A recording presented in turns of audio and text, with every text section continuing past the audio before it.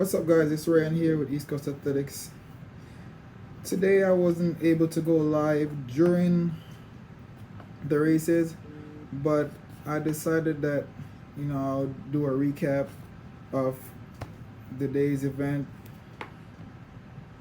Um, for starters, for the females in the 200 meter, Asha Smith of Great Britain leads the field going into the semifinal.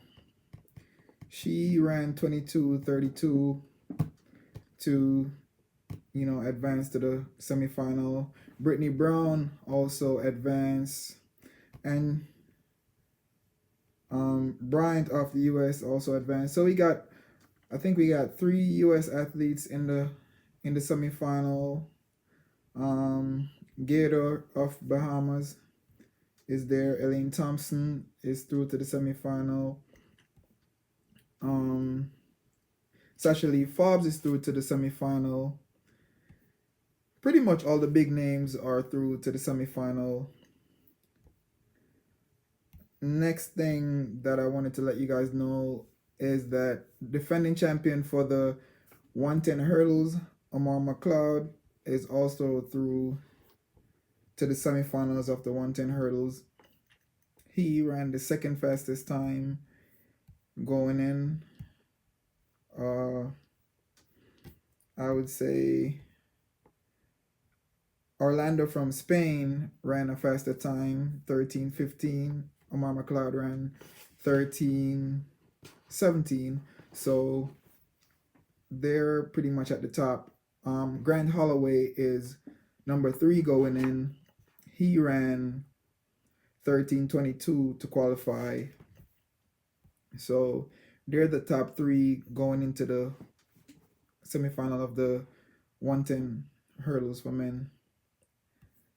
And then the 200 meter, as we all know, Noah Lyles is going to be the top performer there. He ran a time of 1985 going in. 1986 actually to qualify.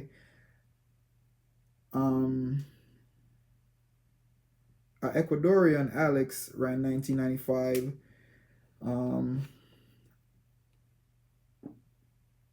Adam Jamili also qualifies. He ran 20.03. Andre DeGrassi is also through to the semifinal, but there is no Jamaican in the semifinal, unfortunately. No Johan Blake, no Rashid Dwyer, no Andre Hewer.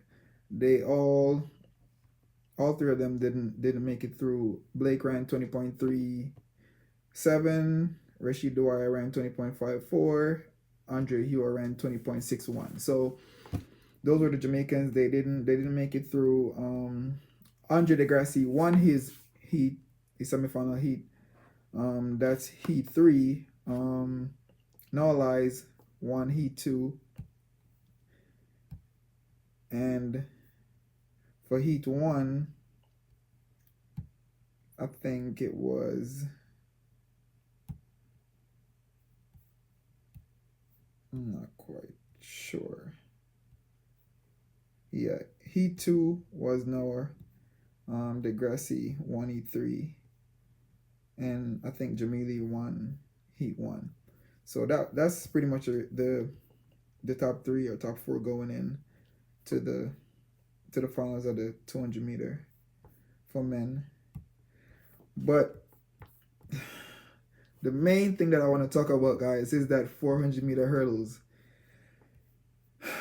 Even though I wasn't, able to go live, I was watching it, and I just can't understand how Roy Benjamin lose that 400 meter hurdles, because he's way faster than Warhoom in the 400, the flat 400. He's faster than him over 200.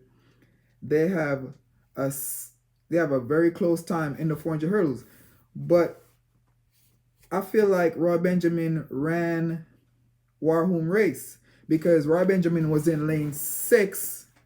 Warhoom was in lane 4. Let me check to be exact. but I think Roy Benjamin was like 3 lanes ahead of him. Yeah, was Roy Benjamin was in lane 7 to be exact. He was in lane 7. Warholm was in lane 4. TJ Holmes in lane 3. McMaster was in lane 2. And Sambo was all the way out in lane 9. So the top 3 was Warholm, followed by Benjamin, followed by Samba. But I just can't understand how and why did Roy Benjamin lose. Because he's in front. He's supposed to take out. He's faster. But he sat on the back straightaway, and Warholm realized that he was relaxing, and he just ran the whole back straightaway. He pretty much ran the first 300 all out and just held on for dear life. And by the time Roy Benjamin realized, it was too late to come back. And this goes to show that a lot of times when you're in a race like that, you have to be aware of what your competitors are doing, even though you try to run your own race. But the fact that you can see your competitor and you know that he's the type of athlete that goes out really hard, I don't see why. Yes, I'm talking about the 400-meter hurdle finals. I don't see why you would relax so much and let him make up so much ground on you. Because from the blocks, Warholm was going, like he was not relaxing for a second, like he was just gunning it the whole way. Because they didn't run any spectacular times. The times were 47s. That's pretty much what they ran in the finals. 47.42, 47.66. That's nowhere near their potential. They're able to run sub 47. So I don't understand if it's the pressure, that comes from the race, why they ran the time they ran. But you could tell that Warholm wanted to win. Like, he ran to win. He didn't really care about the time. He realized that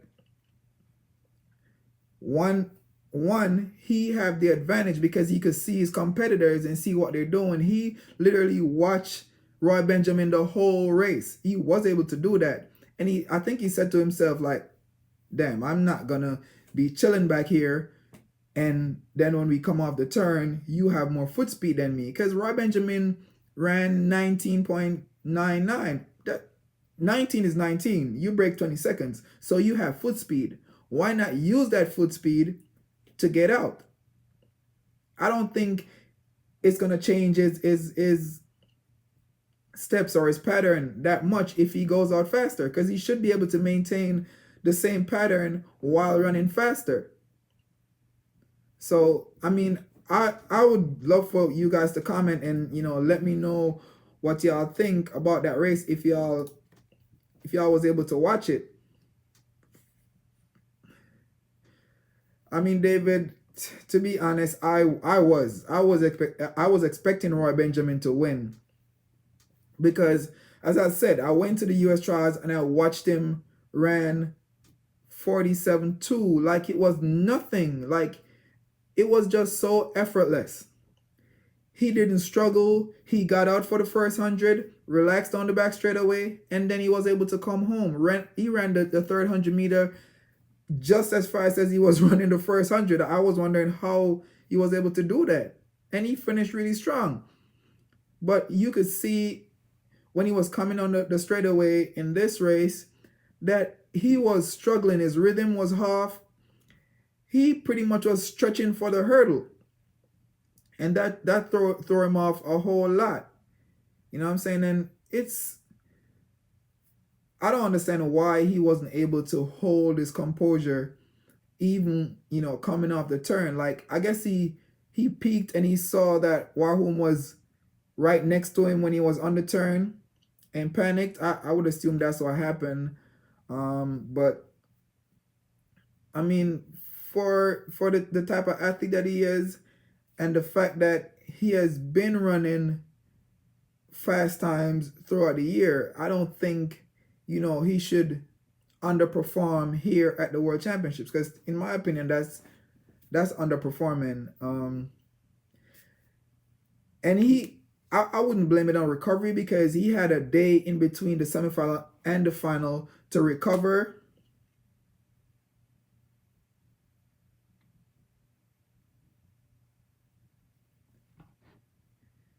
And David, when you say the main contender, who exactly are you referring to? Because in my opinion, lane four is a good lane. Is one of the best lanes on the track.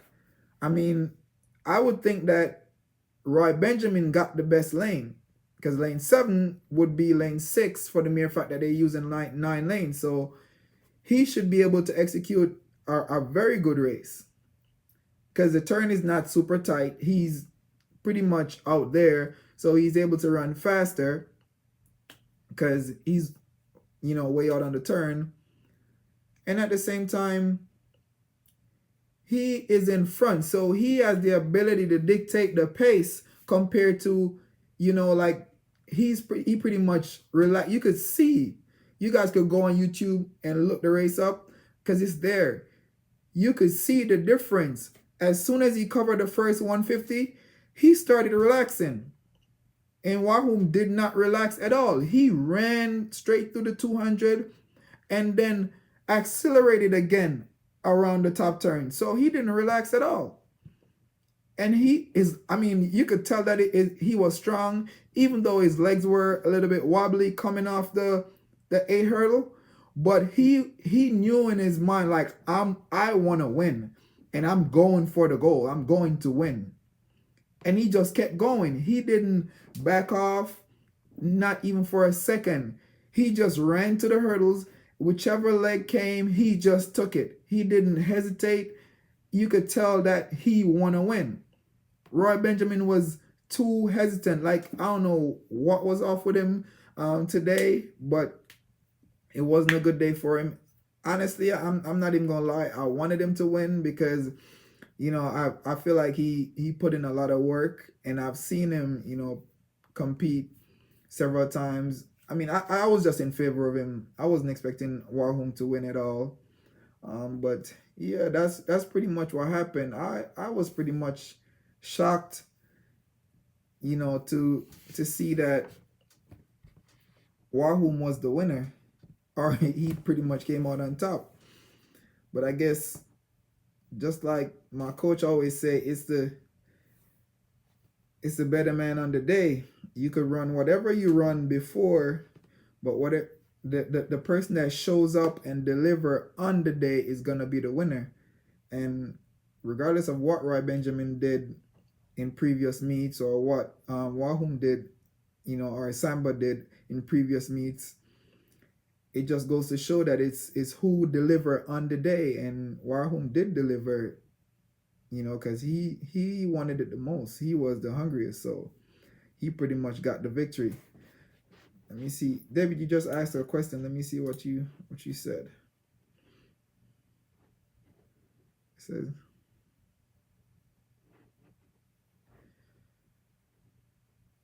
no, I didn't. To be honest, I didn't. I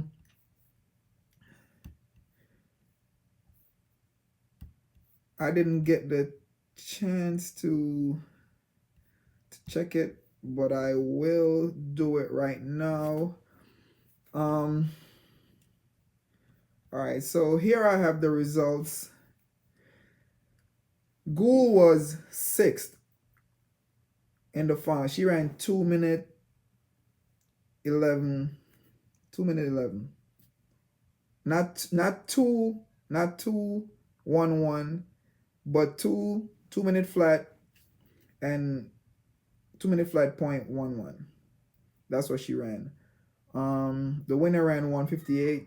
I think Ghoul, I don't know what's going on, because I think her PR is like 1:59. So she's able to dip below 2 minutes as well. But I mean, I'm not there in Doha, so I don't know the conditions that they're running in. So it's kind of hard for me to, I could say what I'm expecting, but at the same time,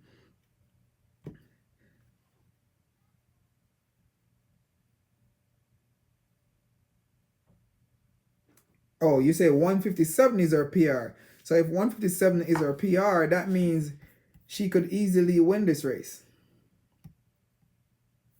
That's pretty much what you're telling me. Because as I said, 158.02 was the winning time. 158.18 was second. 158.84 was third. So she would have been up there. I mean, I'm not sure what happened, but at the same time, you got to think about it this way: the athletes who perform well, they're running in the same exact conditions as the ones who don't perform. So you can't blame it on the condition, the weather condition. Because I've seen um athletes run 43 in rain. I saw Bolt ran 45-2 in high school in rain. So my coach always say the weather is an element of the mind. It only affects you when you think about it, when you let it affect you. So I feel like the weather affect all the athletes that are competing. So I don't think the weather would come into play with any of the performance from any of the athletes that are there, because they're all affected by the same temperature, the same weather. So I don't think that's a factor at all.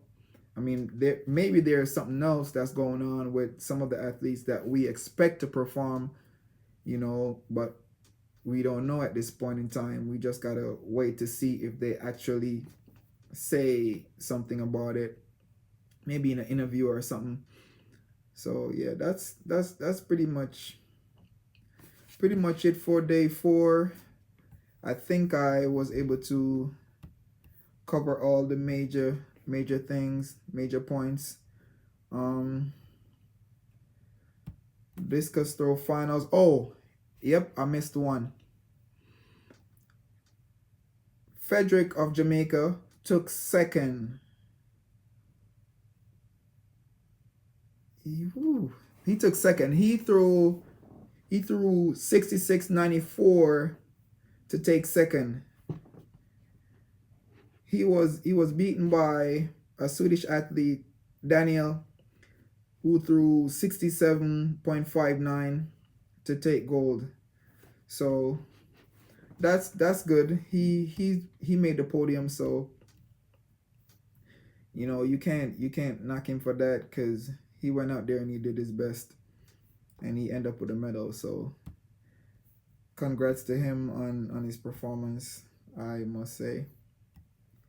But yeah, I think I covered everything. If I'm not able to go live tomorrow during the races, I'll definitely do a recap of what happened, all the outcomes and everything tomorrow.